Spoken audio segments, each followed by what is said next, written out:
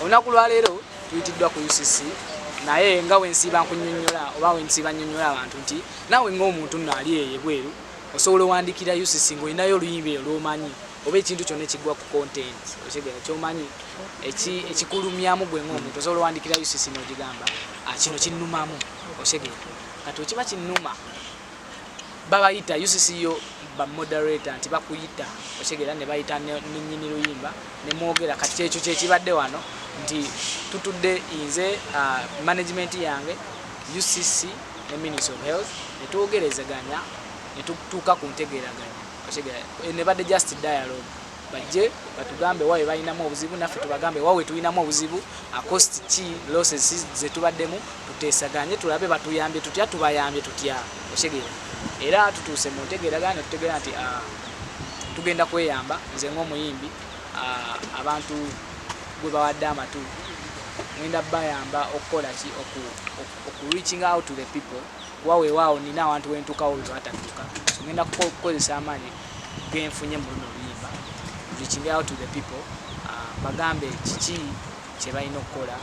era okuviira ddala mu budde buno tutandika tubagamba nti korona ye gyali era nzize nkibagamba bwe muba mubadde mu followinga korona gyali era twandibijjeemu okusaaga korona gyali nnyonnyo awo wennyini wenkubuliza are you regretting after bano abasajja okukunnyonnyola nti wa inciting abantu okuva ku korona are you regretting releasing this song? No, it is not regret. I'm not regretting, but bonga when nkugambye nti mugandange naawe kenyini osobola owandiikira UCC nti oluyimba lwa gundi ne gundi lumpisiza mbubi lyrics zineeno kigere so nga we kyatuuka ku mugandange Fik Fameka nti waliwo omukazi eyavaayo oluyimba luli kigere so kyekimu kye tuliko wano kigere nti UCC yo empise kuwulira side yange bo bali boogedde kye boogedde naye nze oluyimba nalwandika kikyennyini kye nali ntegeeza kuba nze kasobola okunnyonnyola kye nali ntegeeza mu luyimba okitegera era we nkinnyonnyodde ne tutegeeraganya nti maybe nina kye nina okuleeta naye saakireeta engeri gye nalina okukireetamu oba obubaka bwange saabutuusa engeri gye nalina okubutuusaamu wewaawo nga mu ngeri emu oba bakkiriza okukwatira awamu naffe tulabe nga tutaasa bannayuganda tubabuulire ekiri ku ggwanga. Exactly mu luyimba luno bigambo kiggwe by'osuubira ebigambo ebimu bye baayogeddeko baayogedde ku covid twamuvaako ebimu ku bigambo bye baayogeddeko era ne tukyogerako ne tulaba ngeri ki ennungi ffenna gye tugenda okufunamu officially kati oluyimba luli olubaddewo tumbiza sound oluyimba abantu bakifuna bubi Ministry of Health yawandiikira UCC complaint eyo leeta gye mwalaba yali just complaint naawe omuntu wa bulijjo gy'osobola okuwandiika okitegera teyali ban era era ministry teban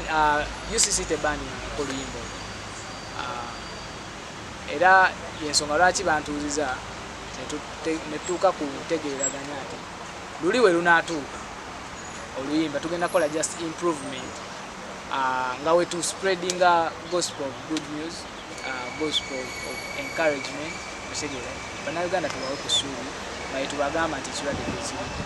kati bakuyise nojja n'osanga omusajja owa Ministry of Health eyawandiika complaint ekuleese wano mutunuulidde otya mulundi ogusoose oli mukulu kunze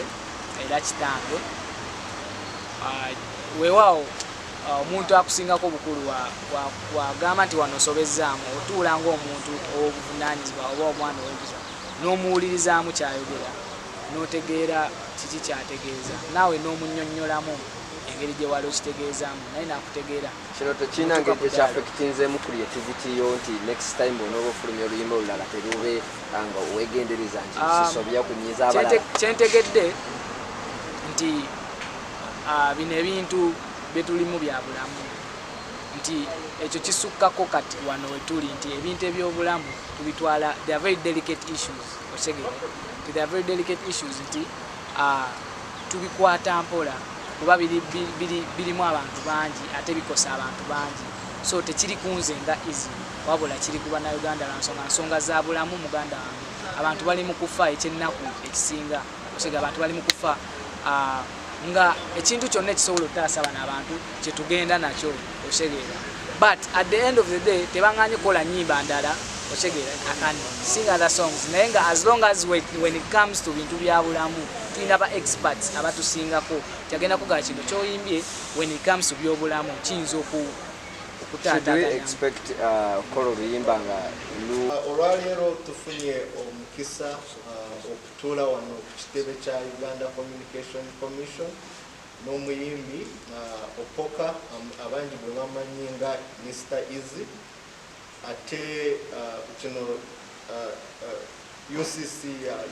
yaddamu ereeta ya Director General eyali nga yeemulugunya ku luyimba lwe yayimba Tumbisa naye olwaleero nga tumaze okufuna okwogerana tusazeemu okulaba nga tufuna remix oluyimba olupya olujja kutuyamba okulaba nga tusomesa abannayuganda okwewala ekirwadde oba ssennyiga omukambwe COVID-19 ate nga tuba nga tumaze okukolagana ne artist tujja kuba nga tukomaawo tubategeeze kyetusazeemu yanziza molo oluyimba Emma biki ebyalimu byomulaba nga minisita byali bizze mabega kawefuzi walitadoosuka opanza omukwogeranya kwaffe omuyimba akitegeezeza yali nga ayagala kuwa essuubi ku bannayuganda bali mu lockdown naye bwe tumaze okwogerana n'atugamba naye alaba waliwo remix bwe zali oba lyrics ezaali zibulamu kati lwaki tusazeemu agende addeyo mu fumbiro aterezeze mu remix ate tujja kuba nga tukolagana wamu ng'atuwa oluyimba olupya ate nga luli much better ate naffe twagala gamba nga ministry y'ebyobulamu we support talent. Okay. Abayimbi babadde banyigiriziddwa nga tebakyayingiza bulungi sente betuulira nti mugenda kola remix mugenda teekamu sente era oluyimba abantu bwe batalusiima remix mugenda era kuenforcinga bajjo old version oba mwe mulinde kinaavaamu nga mu nkolagana yaffe n'omuyimbi nga ali mu studio naffe nga tukolagana wamu so ekyo mukireke temupredictinga the future just mulinde ekinaava mu luyimba olupya ate nga lugenda kubeera lulungi nnyo nga lulina na video ensufu. Thank you. kati old version egenda kusigala ezannya kuki then ekirala old version tukoma dio gizanyi kuba yekyakuba old version jeri naye muja fenga ministry n'omuyimbi tugenda kuteeka kesiro okulaba nga abannayuganda tubatayiza okufuna ekirwadde kya COVID-19 nga tubasomesa gye balina okukola okwewala ekirwadde kya ssennyiga omukambwe. waliwo penalty yona yona singa media house yona ezanya Tumbiza sound kyenjagala kwogera mwagala okuwulira penalty naye kati ekyo kya regulator yamanyi kyagenda okusalamu so fenga ministry our concern is to okulaba nga message gye tuwa abannayuganda ye message egenda okubatwayiza oba okubatangira okufuna ekirwadde kya COVID-19. Ministry y'ebyobulamu tetutanga oba tetulifutinga nga ban ku concerts n'ebivulu kubanga tulinda okuwabula kwa abanasayansi oba scientific advisory committee so nga ministry scientific advisory committee ekyali mu kunoonyereza ngeri ki gye tusobola okulifutinga ban ku concerts ebbaara night clubs n'ebituula ebirala so tusuubira scientific advisory committee ejja kuba ng'etuwa position naffe tukomewo tutegeeze eggwanga tusobozese abo bonna abali mu sekita